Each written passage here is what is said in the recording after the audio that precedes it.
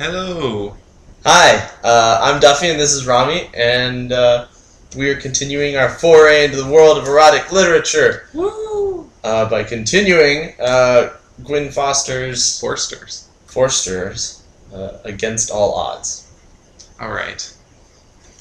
Now, what was the last thing that happened? What was They went to like an opera together, right? They did. They went to a show together and somebody was fiddling around with somebody else's emotions. Yeah. She was with him. She was. Yeah, that's right. In italics. Yeah. Okay. So, they're getting pretty close. It's getting kind of hot and heavy. You know. Alright. She nodded. As they left, he took her hand, intensifying her wariness of him, and of what she sensed growing between them. Maybe they're like together. They're together, and there's like a fungus or a mold growing between them. I was thinking that they were like, and like they could feel something growing between them. That would be his penis. Here, baby, let me hold you and grow between us. Walk you home? He asked her. I've decided that my male characters are just gonna be like Creeps? uber creeps. Just walk you home? He asked her. She wanted to prolong the time with him, but thought of the consequences and tried to extricate her fingers from his. But he held on From and then his what? squeezed affectionately. Warmth flowed through her, a warmth that strengthened her. I think she needed to pee.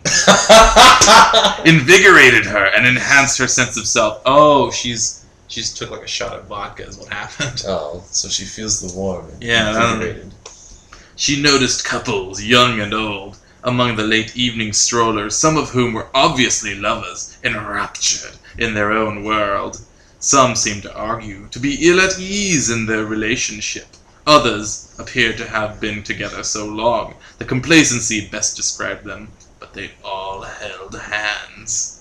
Like small children, clutching their security blankets, she mused. When they reached the building in which she lived, Adam assumed a casual air and looked down at her, silently awaiting a signal for his next move. She keeps on talking about how much Adam looks down on her. She's like... I think maybe it's physical more than... Well, no, she's no, depowering she her own heroine. That's true. Maybe it's an attempt to emphasize how he looks down on her. I feel, yeah. Maybe this allows for a transformation to a man who respects his woman. Even though she's physically weaker. That's right. Yeah. But he has to start out not respecting her in order to emphasize how much he respects her at the end of the story. Or it could just be dumb. Yeah. What a cautious man, she thought, as she prepared to head off any gesture of intimacy on his part. Though wary of the guaranteed effect of his touch, she extended her hand. He's been nice, Adam. Oh wait, that's not... What? So you have a creep dating Peter Lorre. It must be nice, Adam. Yeah. It's wonderful. Adam, do you despise me? You despise me, don't you, Reed? You despise me, don't you, Adam? He's being nice, Adam. Since we've just had coffee, I won't invite you for more. Maybe we'll meet again. It's such a weird thing to say to someone that you're dating. Maybe we'll meet again. It's like saying goodbye to your girlfriend and she leaves. But it's not her. They're not dating. They're just on a date. They're not a couple. They're just on a date. Whatever.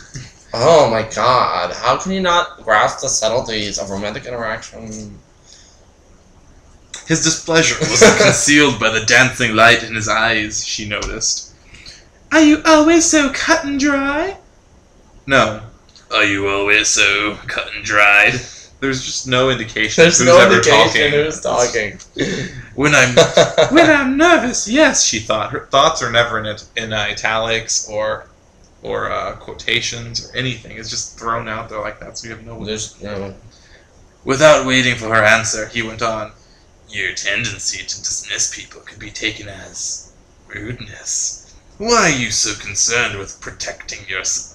Why are you so concerned with protecting yourself? So I don't fucking get raped. That would be wonderful. Trust me, Melissa, I can read a woman the way fortune tellers read tea leaves. No man would make that simile. No. I can read men like fortune tellers can read tea leaves. You'd like this evening Can to see that. continue, but you've convinced yourself that it wouldn't be in your best interest, and you have the fortitude necessary to terminate it right now. Oh, her fortitude. I like that. I like a woman with fortitude. High fortitude checks turn me on. Oh! I'm refraining from touching myself. Please don't. Look away. Look away. Look away. He grinned. She hadn't seen him do that before, and she couldn't decide what to make of it. She's seen him laugh. They made a big old deal about They did him make a laughing. Remember that big fucking... He smiled slightly, but she hasn't seen quite that degree of smiling. She's seen more, she's seen less. But this, like... she's never seen that before. Oh my god. She's never seen this before. Why didn't he leave? She didn't want to stand there with heat sizzling between them. Like, these people are literally so hot that their air is just boiling. Or the heat is a metaphorical reference to his penis that is already between them. It's the most heat-sensitive part of the body. His heat. You know, it's... I think it's in rock and roll lyrics a lot. I want to feel your heat, baby. You know, that shit. It's true. Tension gripped the back of her neck. No, that's just his hand. He's... He's just...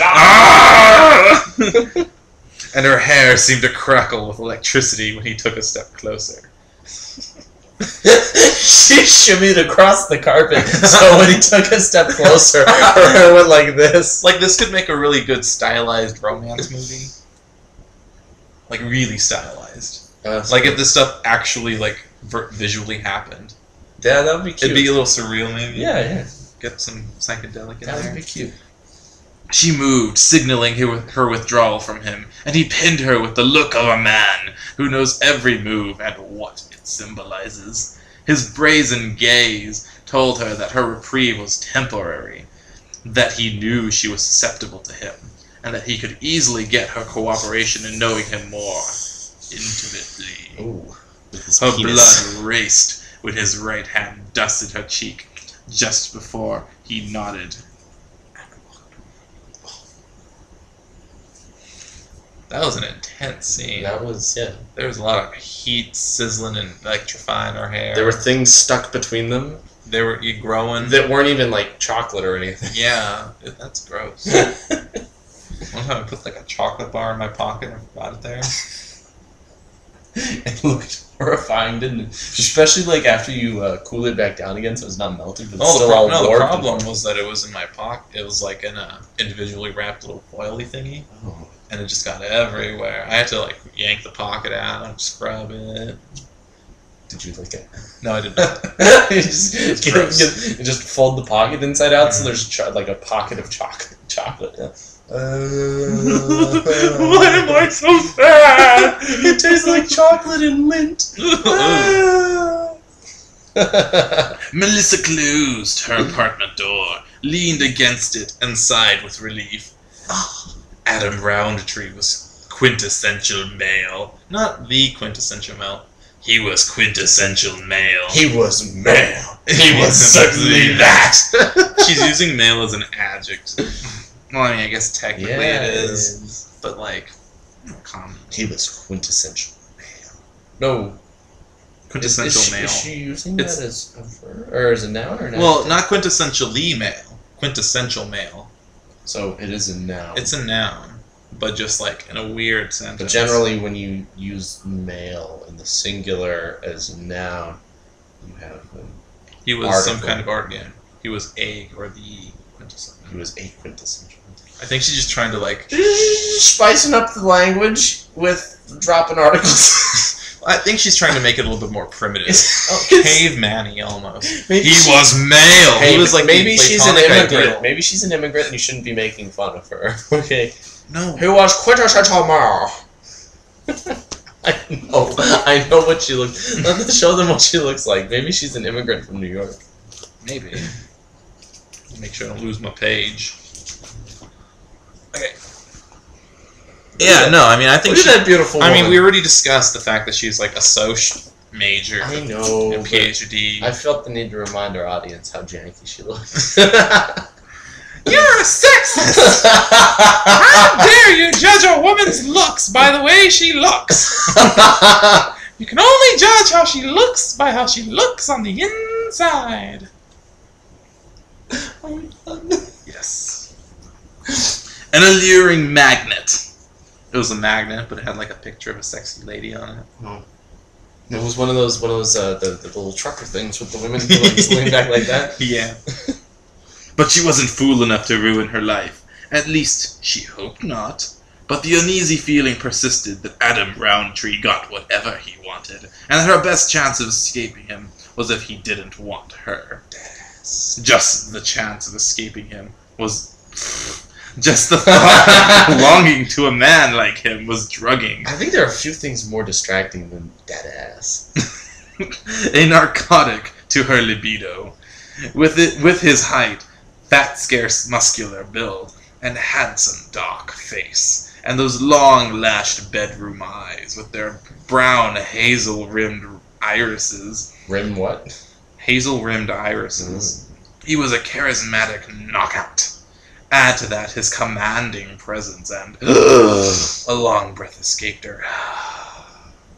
She recalled his squared, stubborn chin, and the personality that it suggested, and concluded that if he softened up and stayed that way, he would be a trial for any woman.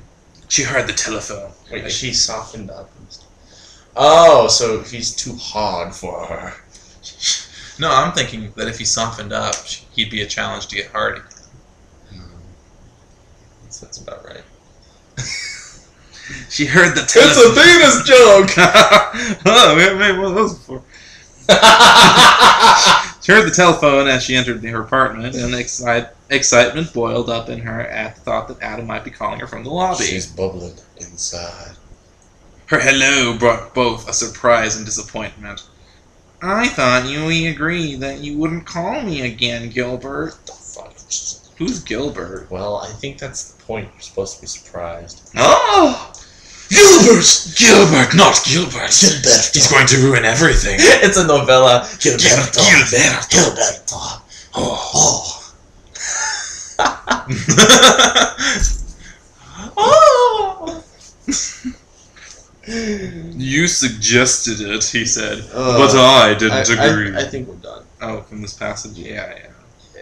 Well, Gilbert's now a guy. I think he probably was introduced in one of the pages we just didn't give a fuck to read. But do we give a fuck about him still? Unless he has some kind of sexy thing that happens. Well, if he has a sexy thing, he'll show up later. Yeah, we'll have marked him. Alright, It's like a porno. When sexy people want to show up and do sexy things, they can show up and do sexy things. So until next time, bye!